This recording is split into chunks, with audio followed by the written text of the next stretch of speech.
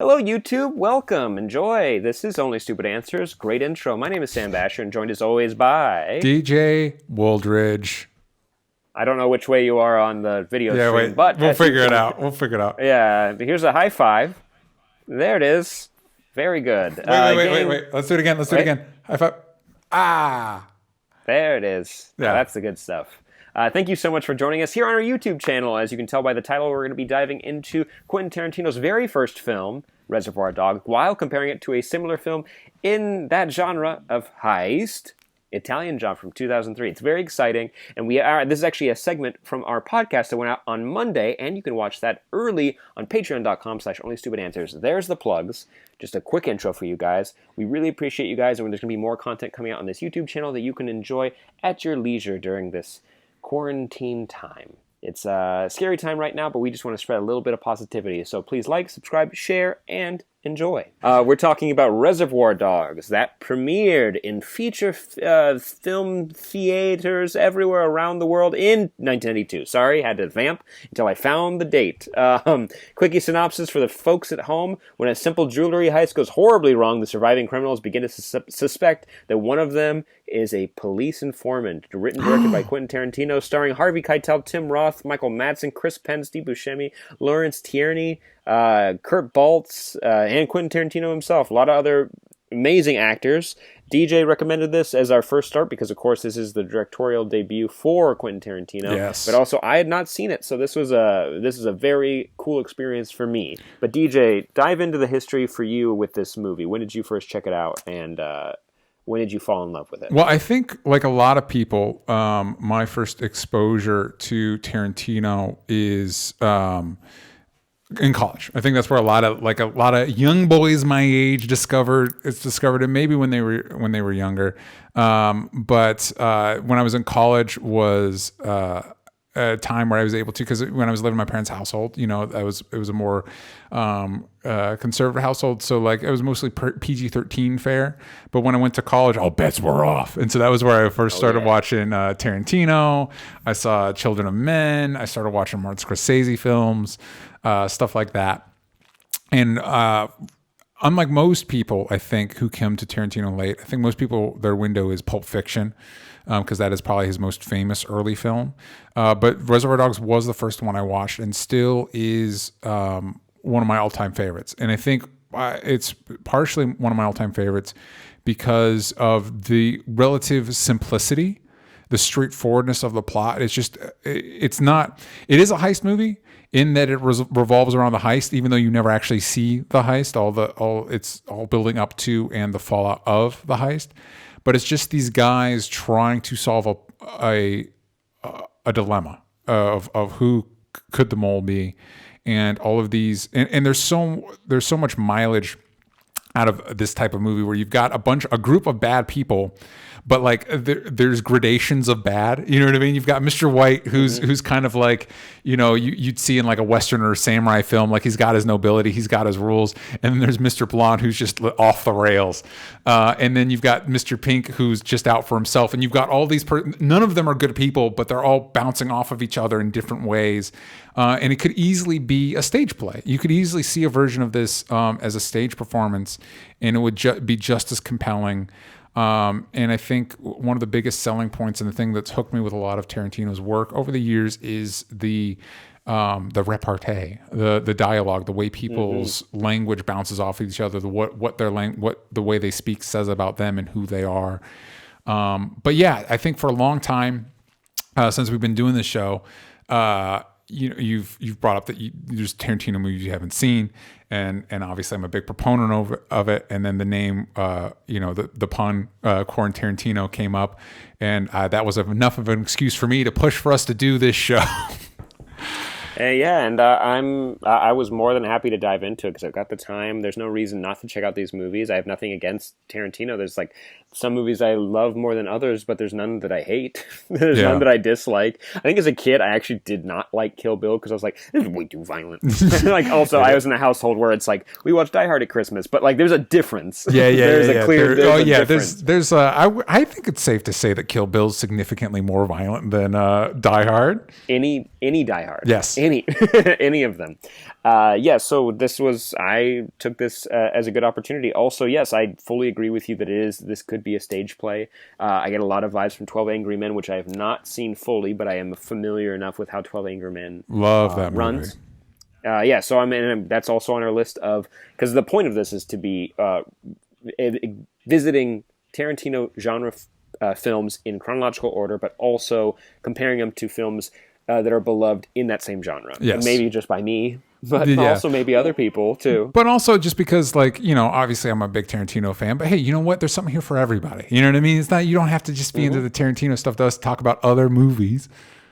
Yeah, so, but diving into Tarantino first, because we will be talking about the Italian Job. Sorry, I said I wouldn't do it again, and it just came right out of me. But yeah, no, I thoroughly enjoyed this movie. I think I would, just for the sake of it, my only critiques up top, one is not really of the movie, but it's about the culture around it, because like this is clear, like this, Pulp Fiction, Kill Bill, a lot of Tarantino's movies end up as posters in boys' dorm rooms. Oh, yes, 100%.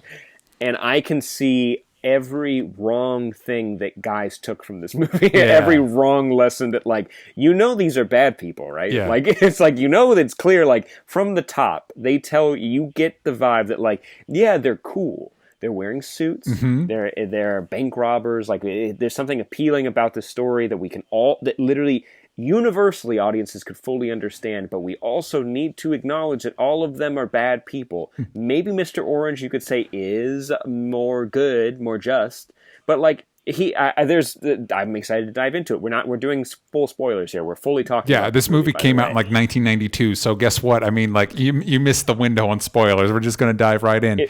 I think you. So I don't know about you, Sam. I'm actually really interested to know your thoughts. When I was watching the movie, obviously the big thing is like, who's the mole? And you spend the whole movie thinking the mole, and not once did my brain go to the person that actually is the mole. Like I didn't, you know what I mean? I didn't think about it once. And so the reveal, it's eventually revealed that Mr. Orange is the cop that is the mole, which leads to my favorite, his flashback sequence is my favorite, includes my favorite sequence in the movie, and is overall my favorite sequence in the movie. Did you suspect that it was him? No, I didn't. And also I was like, if it's anybody, I was like, maybe Mr. Pink. Yeah. Because he's also like, he's throwing the idea out there, but he's also like throwing the scent off a little bit. So you're like, I can't tell. Like, you know, like, and maybe it's no one. Also, I saw Close Encounters of the Third Kind 2 years ago for the first time. And all of a sudden you realize like all the touchstones for genres. Yes. Where you're like, oh, like this movie very much inspired a lot of people. Not just that, the whole scene with Mr. Blonde torturing the cop, where you're like, oh, this scene has been homaged directly or indirectly by minimum like 100 different TV shows and movies. We literally like, just watched a movie that homaged that specific scene in Bloodshot. Which one? Bloodshot. With when it's like I knew that it was like an homage to a bunch of those, but now watching Reservoir Dogs, it's like no, they just ripped off Reservoir Dogs in that scene for Bloodshot. Yeah, and like, and no, not knocking them. It's a very, very provocative and memorable scene. Yeah, it will inspire many feelings, mostly fear and disgust. It's a rough one, but Michael Madsen does do an amazing job as that role. Everyone does, and also I don't think I've seen Harvey Keitel do a really meaty role just because I haven't seen those movies. Yeah, I've only seen him as. My first knowledge of him as an actor while I was watching something was National Treasure. He's just a detective in it. There's nothing special about it, but my dad was like, oh, it's Harvey Keitel. I was like, wow, that's a cool name. Like, I remembered that. But then now you see him in Wes Anderson movies, and he's amazing in them. He does a really good job. Like, we just watched Moonrise Kingdom. And so that was, which, by the way, really good. If you want a good Up, that's a good Up movie. Yeah, that one feels good. And he's a scout leader in that. And, like, after seeing this movie, I'm like, wow, you did a great job, but maybe now you don't want to do movies like Reservoir Dogs, and you do movies that make you happy, like Wes Anderson. Exactly, movies that make them feel good. Yeah, I think. But just to really quick, just to cap off like my only criticism, because I want to talk about just the positive. Yes, I can see all the wrong lessons that people took from this movie, and like especially guys. Yeah, because also are there women, are there actresses in this movie? I don't remember any. No. So it's like boys will be boys, kind of. I'm getting vibes like that, and that's not the intent. I don't believe that's the intent of Quentin Tarantino. I think it's just that people interpreted it how they did. I'm not going to tell them that they're wrong, but I think they've adapted wrong lessons from this movie. But that's outside of the film. A criticism of the film is, like Spike Lee and other people like have basically explained that like Quentin Tarantino writes the N-word so many times in his movies kind of as a pass, so that he can say as a criticism that's also a joke. But since it's his first film, you're just hearing how many white guys are saying it. And it's like clearly bad guys, different time, I'll knock off all the excuses. That being said, it's just like I wasn't perturbed by it. I wasn't overwhelmed by the use of it that much. I was just like, come on. Yeah. Like I was like, this became, I again, bringing it back to how the audience responded to it, which I guess Quentin Tarantino is slightly responsible for. Like you can't fully control how your audience is going to respond to the thing that you make. Yeah. But also you did make it. You also made the thing. But like I could hear how many white guys like used arguments or used this movie as maybe an argument for using that word too much. Yeah. But that being said, those are my only criticisms of the movie. I think besides and those are really not criticisms of the film. It's just how people responded to it. I think this movie is a genuine masterpiece. It's beautiful. It's heartbreaking. And especially Harvey Keitel's performance throughout the entire thing. Not that anyone there's no weak performances. Yeah. Also, I've never seen Tim Roth not play like serious, gritty, like I'm a detective or I'm a military, and I'm barely I'm doing Tom Hardy grumble. Yeah. This was like him acting. Like his death scenes are like, wow, this is like, because it's not just he's dying, he's having a full-blown panic attack that he killed an innocent person. Yeah. It's so much, there's so many layers to every single person's performance. I'm really bummed that you just don't get to know more about Harvey Keitel's character. You do know enough. Yeah. You don't get to know, there's no backstory for him, though. You get Mr. Blonde, you get Mr. Orange, and then do you get somebody else? No, those are the three. The three flashbacks you get are Mr. White, Mr. Blonde, and Mr. Orange. And I think the trick with Mr. Orange, and I think the reason neither of us suspected him, is because he starts the movie with a gut shot that you assume there is a line that tips it off that I've never caught before, but you assume he got shot by a cop. So when they're trying to figure out like who's the cop, I was like, it can't be the guy that was shot by a cop. And then, like you said, when you see like what happened, you're like, oh, that blows. That sucks. Yeah, and I did like you hear the cops criticize him. It's like, oh yeah, you got to be an idiot to be undercover, and it's like, yeah, you get it. Yeah, like it's because you have to make decisions that would not blow your cover, but also you are a human being and you are still a cop, so you cannot. You are now going to go to jail regardless.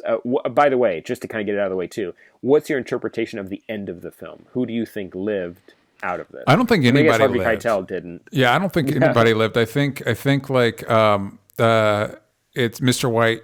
And Mr. Orange is on the way out anyway, because in that Mexican standoff at the end, he gets shot again on top of the gut shot he had from earlier.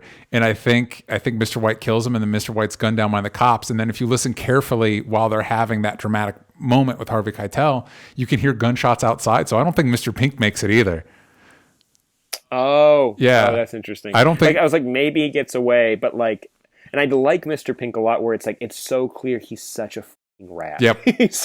he's like everything that comes out of his mouth, every like even down to like the tipping thing, where it's like you can understand part of the argument he's making, but it's also like you're not going out of your way to improve the situation. You're just saying like, well, I'm just not going to pay. I'm just not going to tip these people, and it's like you're not doing anything. You're a bank robber. What hill are you dying on right now? Yeah, he's entirely self-serving. I think you to go back to some of your criticisms. I think. Absolutely. It's definitely like a Fight Club type movie where sometimes when you're talking to a person, you're like, oh, you didn't watch that movie right. You pulled the wrong takeaways. And I remember, I think I even brought this up with you. There was a interview with Tarantino around the time of Once Upon a Time in Hollywood, where the interviewer, there's a little bit of editorializing in the, interview where she would talk to the audience basically, and she's like, I pressed him on his use of because a lot of his movies, Django, Jackie Brown, Kill Bill, he promoted actors of color and stuff like that, and used actors of color that had not been utilized a lot. Like in the case of Pam Grier, their careers had kind of diminished, and so she kind of was talking to him about his use of the N-word in previous stuff, and he kind of like evaded and moved on. And she's like, but it is challenging because it's supposed to be characters you like. And for me, I put pause on that. I was like, to me, I think that's a sign to the audience like, hey, remember, because there's that scene where Mr. Orange sits down with the police officer that's kind of like handling him, who's the one black actor in the movie. And Mr. Orange is like, hey, listen, the guy that helped, they're talking about a guy that helped him get undercover. He's like, be good to that guy because I wouldn't be undercover without him. And his officer's like, no, don't. That guy's trash. He's ratting on his friends. That guy, none of these guys are good guys. Don't forget that these guys are bad guys. You know what I mean? And I think with the language they're using, I think that's supposed to be a clue to the audience that like, hey, remember, these are not good dudes. That said, I will say there is a sequence in Pulp Fiction that we'll get to soon where a character uses the N-word. I'm like, okay, you can't defend that. That's indefensible.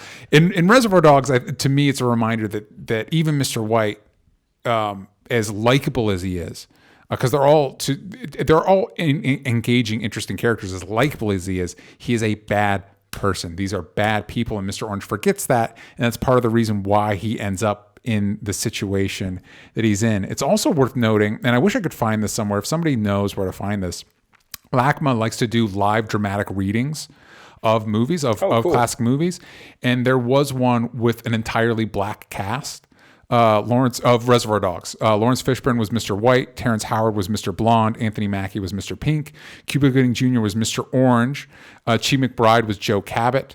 Anthony Anderson was Nice Guy Eddie. And Common was both Mr. Brown and Officer Nash. And Patton Oswalt actually played Holdaway, Mr. Orange's handler cop. And critic Elvis Mitchell, who is black, who's a friend of Quentin Tarantino's, that he suggested that he liked the version of the script was taking the source material back to his roots because, quote, all the characters sound like black dudes. So I wish I could find that because when you're watching it, it's like, oh, that'd be just like a stage play. There's multiple interpretations. There's multiple ways you could do it. Like I would very much like to see that version because I think it'd be a very interesting just take on the material. I fully agree. That actually sounds really cool, and I should keep an eye out because we always see we have a few friends who are actors and whatnot, and sometimes they do like the nerdy reading of like Star Wars: New Hope. You always hear about that at a bar, like a Scum and Villainy cantina. But I did want to say when you were describing those characters, I fully agree with you that when the interviewer is talking about oh, these characters we're supposed to like, no, you're not supposed to. And I think, yes, you could. There is an argument. I don't disagree with you with their use of the N-word to be a signal to you that they are the bad guys. They are bad guys. They're the protagonists, but they are scumbags. But also when you're describing it, it was funny because you said likable, but then the word that clicked into my brain just to fully get it was charisma. Yeah. Charisma is dangerous. Charisma is what you want because those are the people who can get what they want. Yeah. That doesn't mean that they're good people. It means that they know how to, in a very negative way, manipulate. And that's why you are manipulated by this movie into liking these people. But really, it's dangerous charisma that is well executed by the actors and by the writer Quentin Tarantino and the way he's able to capture the movie. That being said, the entire exploration. By the way.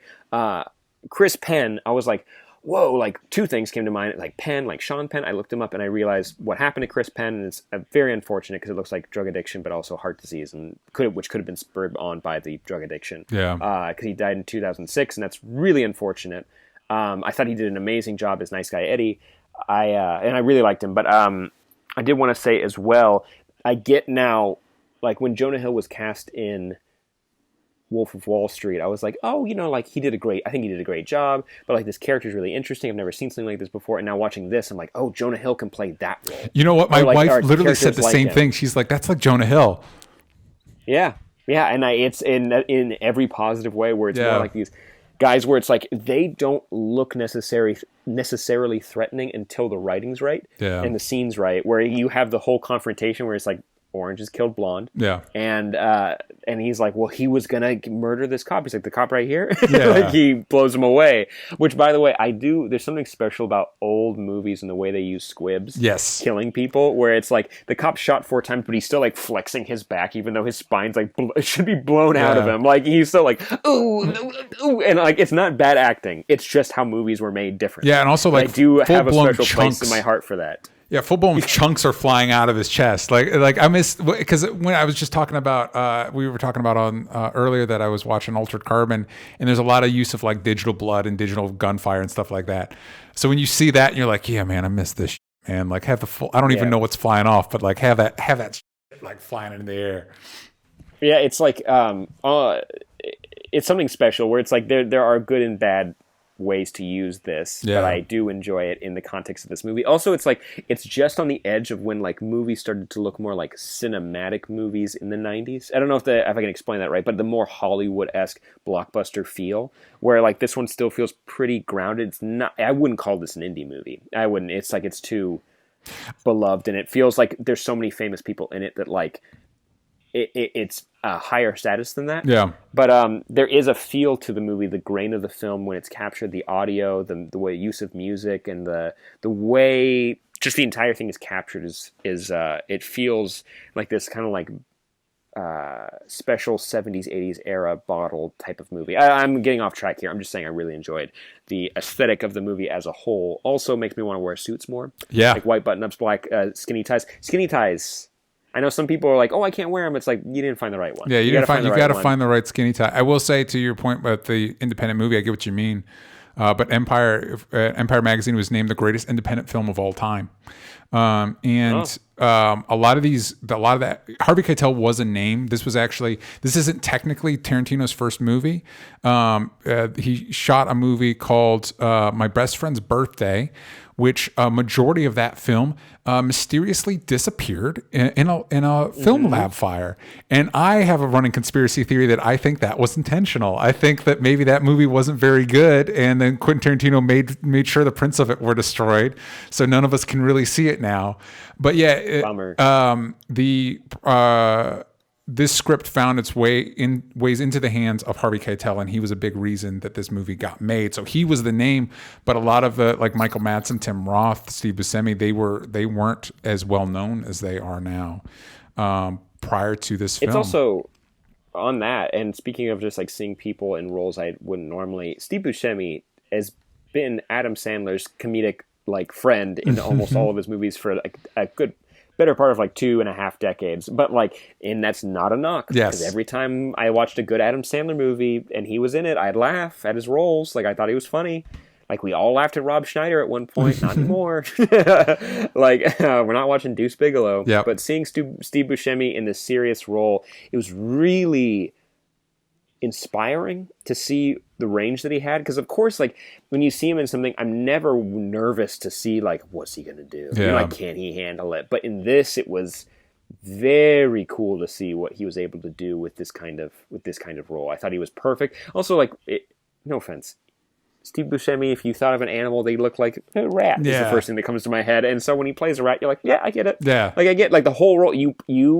That you look like the guy who rats out the mafia in the mafia movie. You're the one guy that the police are able to turn, and then they put a wire on you, and then you get caught with the wire and you die. Yeah. Like that's your role. Your role. Yeah, I think because really the movie pivots. Mr. Orange is obviously a big part of it, but like movie really pivots on Mr. White, Mr. Pink, and Mr. Blonde, and Harvey Keitel, Steve Buscemi, and Michael Madsen really like anchor the three aspects of criminal that you would find in a movie like this, and they bounce off each other. Well, I do have to say it's not only one of my favorite scenes in the movie, but just one of my all-time favorite movie scenes is when Mr. Orange in the flashback is given the commode story.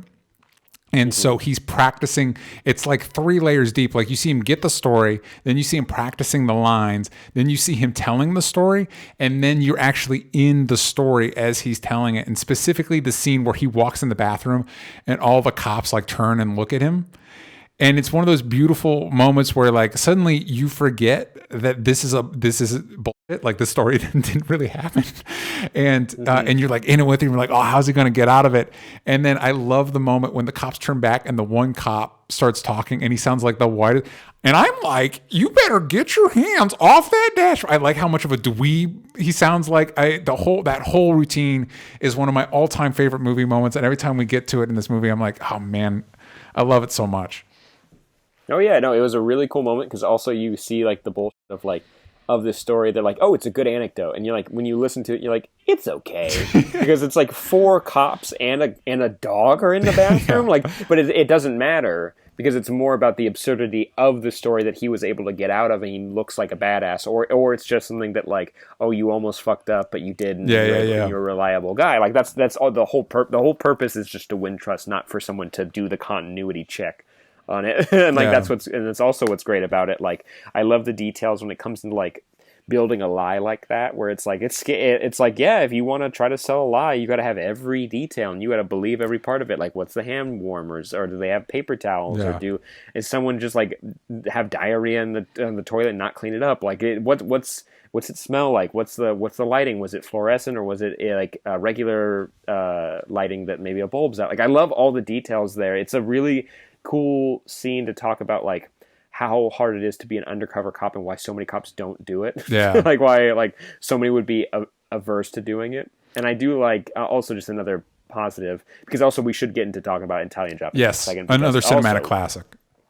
Oh yes, but Mr. Pink, when he talks about like, oh yeah, I shot my way out of there with the cops, and it was like, he kind of did. Yeah. You more ran immediately, and then you fired at some cops, and you beat the shit out of a lady, and then you stole her car. Like, you're not like a hero here. Well, you talk about things. You're not like. Yeah, you talk about things people take from this movie. That scene where he's like shooting with the cops and he pulls the lady out of the car. You're like, and then it's here that the entire Grand Theft Auto franchise was born. In this movie scene is where it all comes from. So, what would you rate before we transition to Italian Job? What would you rate Reservoir Dogs?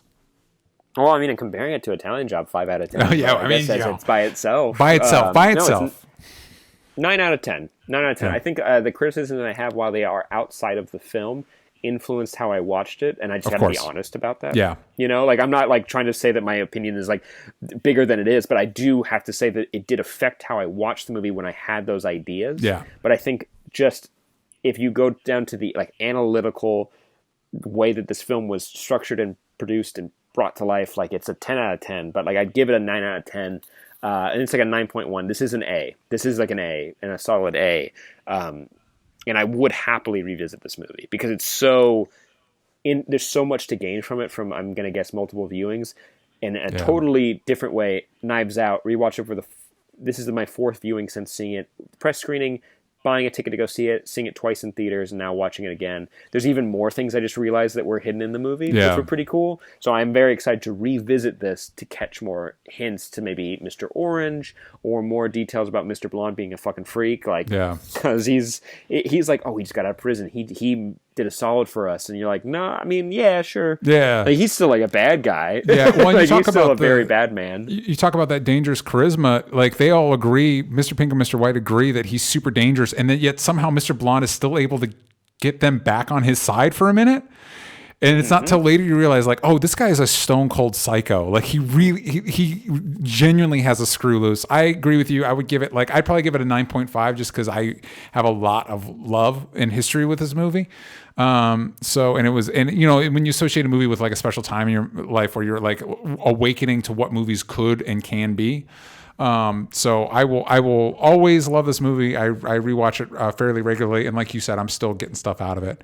But now let's go to another iconic film. I Real think quick, Catherine Richardson. Oh, very true. Yeah. But Catherine Richardson said in the chat, "I've never seen Reservoir Dogs. I've never seen a Tarantino movie. Watch with us." Well, this is a perfect time. You can join with us. By the way, next week, what Tarantino movie are we going to be watching? So we're watching them. I wanted to choose the canonical, not just the ones he directed, but ones that still kind of like matter to his universe. And so we're going to be watching True Romance. Because, and in fact, Reservoir Dogs actually has a direct reference to a character in True Romance. When Mr. White's talking about Alabama, the lady thief that he worked with for a while, that is a character in True Romance. So that film was not directed by Quentin Tarantino, but it's still something that he like accepts. Like Natural Born Killers, he's kind of like, oh, there's only one scene in that movie that's actually the scene he wrote. The rest is Oliver Stone's bullshit. True Romance is still kind of his movie. So we're going to be watching True Romance. And what movie did you decide to pair with True Romance, Sam? Oh, you mean one of the greatest movies of all time? The movie I've been begging to watch for years now. Yes. We're gonna watch About Time. Oh yeah, oh, baby. Boys and girls, and also Danny Boy tweeted at me. He said that Netflix Party is an option where we can group watch together. We are gonna vote on the movie to watch next week for like a Disney property, but I will throw out there and see when you guys if you guys are interested in watching About Time. As a Netflix party where we can all sync up and watch it together. It would be pretty fun. I'm down. I'm totally down. So keep an eye on that. Also, Danny M in the chat asks which Tarantino movie aligns with National Treasure, since I mentioned Harvey Keitel in that. I mean... Well, I don't know. It's a heist movie, right? National Treasure is a heist movie? Maybe, yeah, it is. So I guess Reservoir Dogs. Yeah. Yeah, and Harvey Keitel, that's a good connecting, and also a good connection. And Danny M also wrote, according to Facebook, I was watching Italian Job today 4 years ago. Well, happy birthday. Let's dive into The Italian Job, 2003 remake. Of course, here's your synopsis for the folks at home that aren't familiar with it. Came out May 30th, 2003. After being betrayed and left for dead in Italy, Charlie Croker and his team plan an elaborate gold heist against their former ally. Now, this was directed by F. Gary Gray, and you can see a lot of touchstones for the way he directs movies in the future. Yes. I will say I don't dislike F. Gary Gray. I liked, because I believe he did... correct me if I'm wrong. Yes. Straight Outta Compton, he had a hand in that. He directed Straight Outta Compton. He also directed Fate of the Furious, which was the 8th Fast and Furious movie. And he also did Men in Black International. But you know what? We don't need to live in that. No, and I don't. But there are some of the faults of this movie I can see in Men in Black International. He also I can see those surfacing. Yeah, he also did Friday, which is a very good movie that I recommend. Oh, okay, so cool. So no, yeah, hey, you know what? Not all directors can have the records that Quentin Tarantino and others have had. Yes. But this movie stars Mark Wahlberg, Charlize Theron, Donald Sutherland, Jason Statham, Seth Green. I will say Mos Def. His name is now Yassine Bey. Yes. And Edward Norton, which I have a very fun quote to read from Mr. Eddie Norton. I'm excited for about that. this film. So, full transparency, I think this movie kicks a lot of ass. Yes. I think there's more faults now as for the jobs that we have and the lives that we've lived as being more critical of films. Yes. I That's can fair. see so many more faults with this film, just politically and also story-wise, and stunts and continuity and acting. There's problems. But that being said, it's still something I really enjoy. I enjoy it on the level that I enjoy like Die Hard. Because it's just fun. Like I have a lot of fun with this movie. Just real quick, to get this out of there, Die Hard a significantly better movie. Oh yeah. But no, it's the level of enjoyment I have watching both of them. Got it. Is equal in my brain. One is better. Yes, one is. But if I had to choose, that'd be pretty tough picking which one I wanted to watch. Gotcha. In a quarantine. And also this was a movie where my younger brother and my dad and I went and got to see it in theaters. So that was it was a really fun memory because we all came out of the movie being like, "Can you believe it? Lee Cooper's in the sewer?" And we're like losing our minds. Like we were having such a good time with this movie that I'm never gonna categorize this as like a bad movie in my brain really, because of all of the good happy memories I have from watching this as a kid. Now I'm led to believe you've never seen this movie before this week. No, I did. I watched it. Okay. I watched it around the time it came out. I don't think I saw it in theaters. I think I saw it on DVD. But I saw it around the time it came out, but I definitely have not revisited it since. Same. I mean, maybe I watched it a couple times like on DVD, but it was before 2010. Yes. I've not watched it in the teens. You know what is interesting?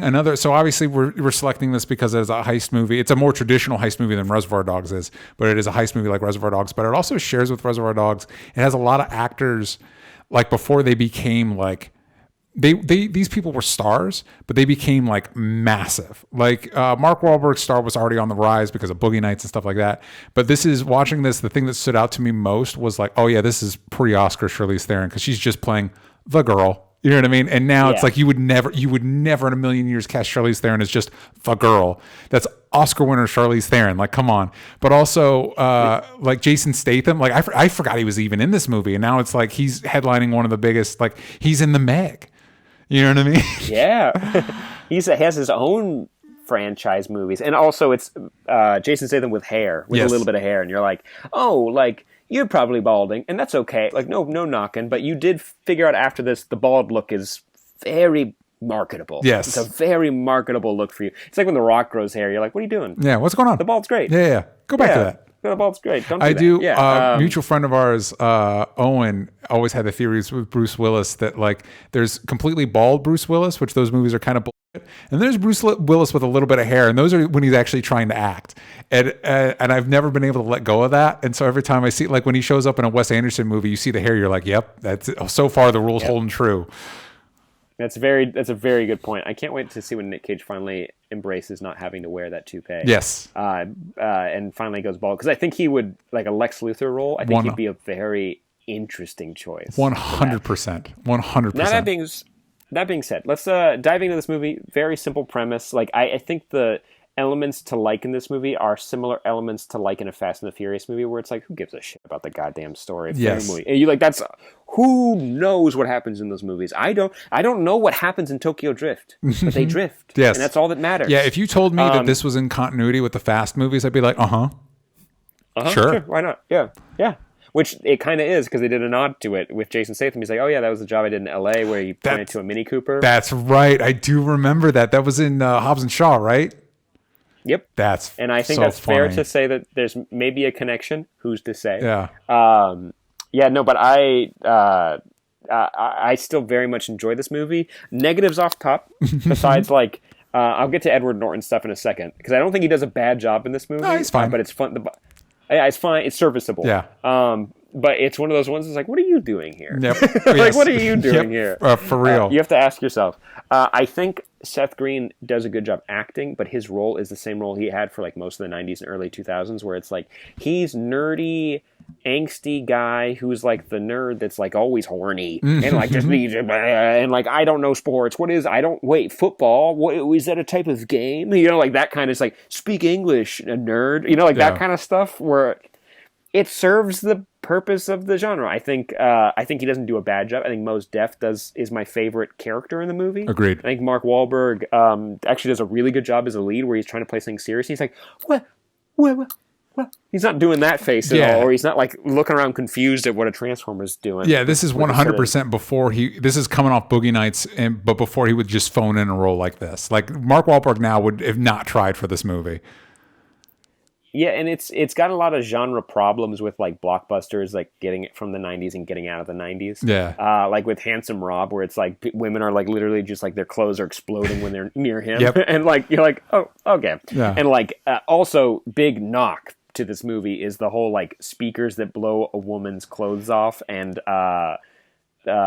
he was clearly phone tapping his exes and recording their phone calls. Yep. You're like, wow, you are a monster. That's played for jokes. Wow. I will say, would it surprise you to learn that adolescent DJ, the one thing that stuck with him was like, yeah, hear that speaker that blew a woman's clothes off. Like, in the logistics of it just kind of baffled me. I was like, how does that work? Yeah, she also like shit herself and like her eyes stopped working for a little bit and she can't hear. But her clothes got knocked off. Yeah, she's isn't naked. That cool? Though. She's naked while she's shitting herself in your room. Like, yeah, that's super cool, dude. No, but as a kid, same. Where it's like, wait, what the? Why are we obsessed with this? Yeah. Like, I thought Mos Def had the most interesting character traits. Like Jason Statham, whenever he spoke, was fun. Yes, and that character for him is great. But for like Mos, like, I like the idea that he's the explosive expert. I like the scene where they're trying to put the pin into the bomb when they're putting the explosive under the street in L.A. Yeah. Like, I like those little moments that he gets where it's like, I'm going to pray right now because if I f this up, we're both dead and everyone's dead. Yeah. I like those little moments, and also the way the heist worked. As a kid, even now I was like, wait, where'd the safe go? Like when they did the heist in Venice. Yes. Where I was like, wait, what? Wait, you dropped a 3,000-pound safe onto a boat? Yep. You're like, wait, you're like, no, they shit. did. Yeah, and then they don't. Yeah. I'm like, okay, that's a pretty solid reveal. Yeah, and like even when you watch it again, you see them putting together the heist. You're like, oh, they do enough of showing you the bits without having to explain it outright to you, like the way a Star Trek episode would try to explain a scientific concept to you. So I think I like that little bit of trust in the audience that you can just like let them tell you the story and let you show it to you and you get it. It makes safe cracking look really cool. Yes. I have to doubt that any kind of crew like this would ever exist in the real world. That there would be a crew, but I do like this genre of movie where you have the excuse me, I had a burp. The heist crew that like that works together and does these heists together and behaves like a family, but not the way the Fast and the Furious franchise does. This actually feels like a family. This actually feels like people who go to dinner together and that they pick up basketball together and they hang out. But that being said, what did you think about the rewatch? Because I still haven't gotten to my full feelings, but go on. Yeah. What did you... So for me, like it was fun rewatching, and I do have fond memories of this movie because you're younger and you don't have the history with stuff. But I knew the type of movie I was getting into when the opening heist has a very traditional score. It's fun and it's engaging. Edward Norton is immediately like, if you didn't know he was the bad guy, he's telegraphing a mile away like, hey, I'm going to be the bad guy in about 10 minutes. But I like that once. So I watched this with my wife and she likes having subtitles on. And so this traditional classic movie score is playing. And then I think it's when they cut to the Alps that like this like synth early 2000s music kicks in and the Tomb Raider. And then the subtitle kicks in, man scatting, and you're like, yep, this is the movie we're in for. This is that was misleading. That's not the movie you're watching. That's an homage to the movie that came before. Now we're into early 2000s. Everything's like edgy and cool and all that stuff. But I enjoy that stuff. I like the whole, like, here's the heist team. Weirdly, the most preposterous thing is the stuff with the stoplights. And that is actually from the original 1960 Italian Job.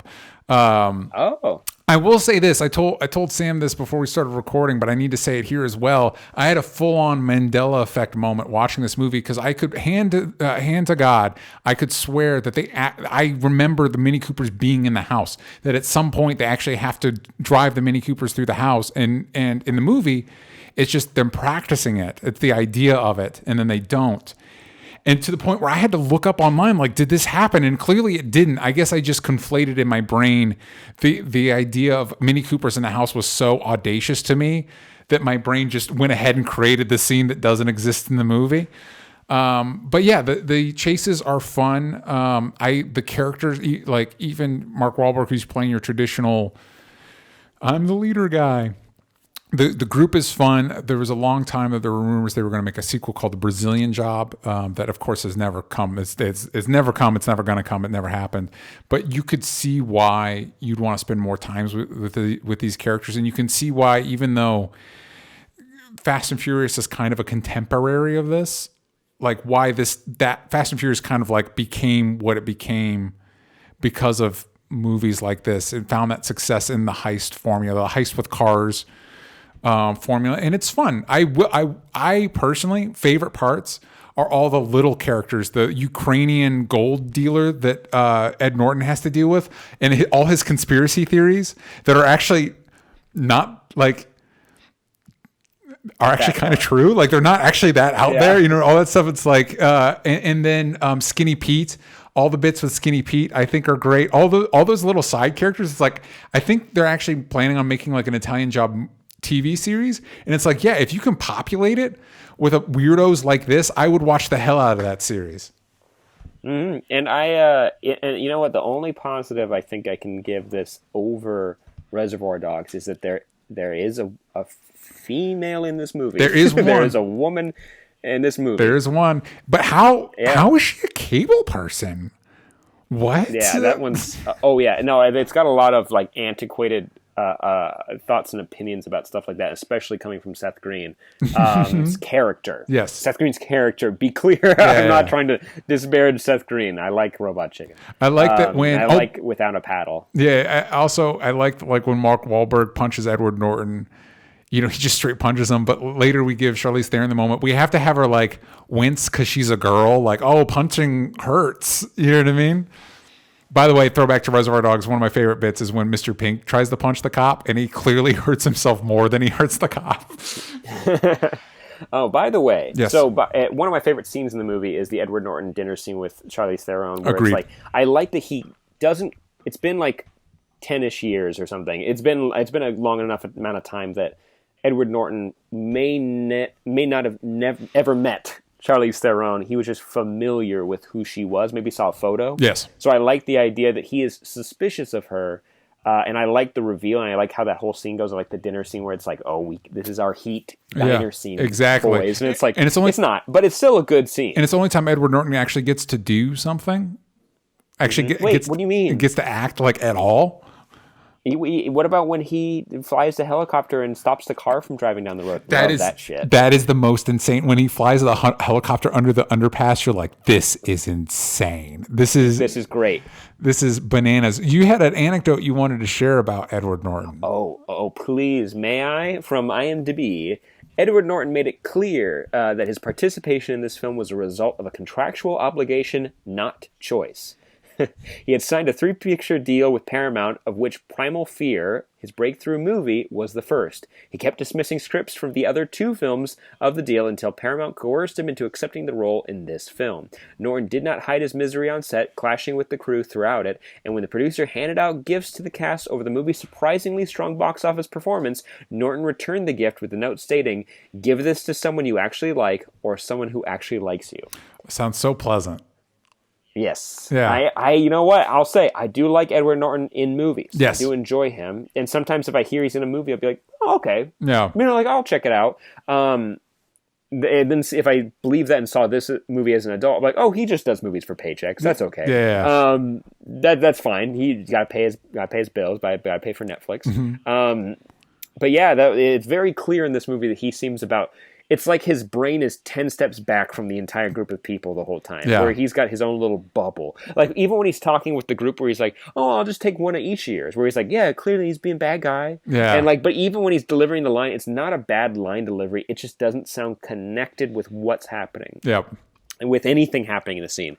That being said, there's like some sloppy parts in the movie, but if you look at it the way that Fast and the Furious movies are viewed by me, and probably other people, that they are stunts surrounded by filler. Yeah. And the same with Mission Impossible movies. That's how I feel with this, even though there are some good moments where I think I'm like, oh, I'm connecting with the characters. It's really cool seeing Donald Sutherland and Mark Wahlberg having this really cool scene in Venice. As a kid, seeing Venice like that for the first time, I was like, wait, what kind of scene is this? Yeah. Wait, you build this on water? You don't have cars? You guys just got boats? I want to go there. Yeah. Really cool. A lot of stuff clicks for me. And there's a lot to love here.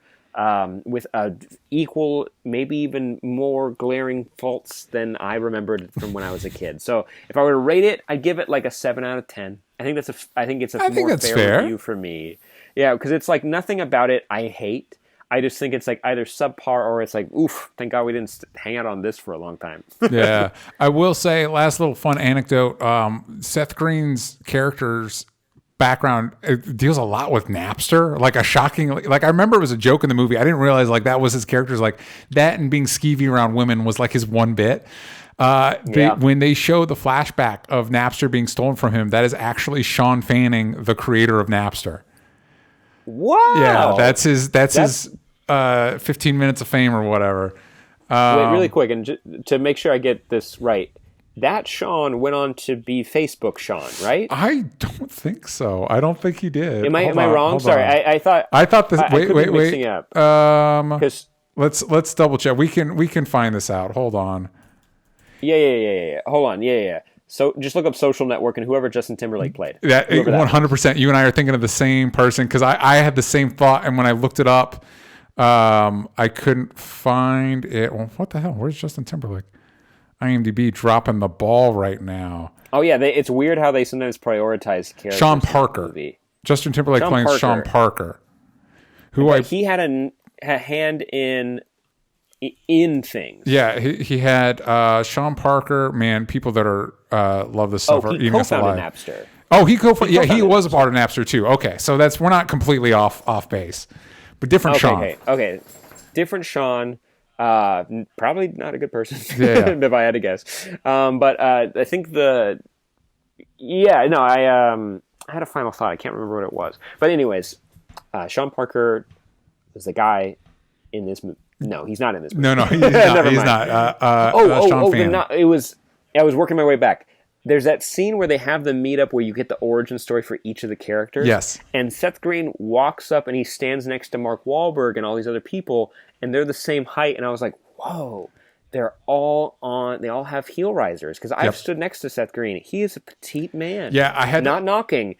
It was just very clear that some of these people have risers in their shoes, or they're all very short people. Yes, I had to look it up because there was a scene where Mark Wahlberg is talking with Charlize Theron, and he turns around, and you realize the way they're framing it is they're supposed to be the same height. And I was like, that's not true, though. I know that's not true. And lo and behold, Mark Wahlberg is 2 inches shorter than Charlize Theron because she's a tall woman. And there's especially in the world of acting.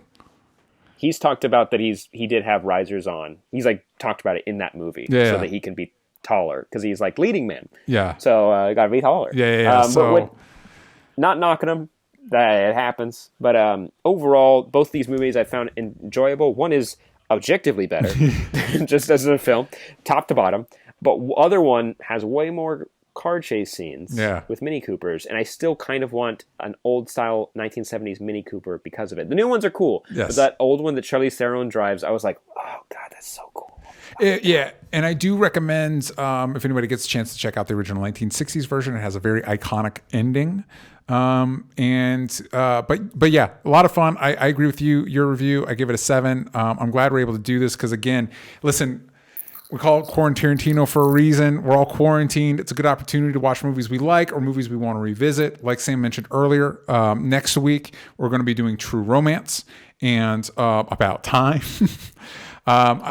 Man, I'm so excited. I feel like this is, you already know this, Sam, but I do want to make it clear, even though the movie's called True Romance, it is not a traditional romance. I figured, and also I'm going to figure that I'm going to still like About Time more than True Romance. You know what? That's completely fair. That's completely fair, because the beauty of this, something I like about what we do is an opportunity to watch things we haven't watched before. So I've never seen About Time. You've always been telling me about it, so now it's finally an opportunity for me to see it. In an opportunity where it's my job. I have to. I don't have to. And you're stuck inside. You can't get away. I can't. So, but I'm very much looking forward to it, and I hope you all will continue to join us, watch these movies with us, and in the comments, feel free to talk about what you're doing for the quarantine or what you think about the movies.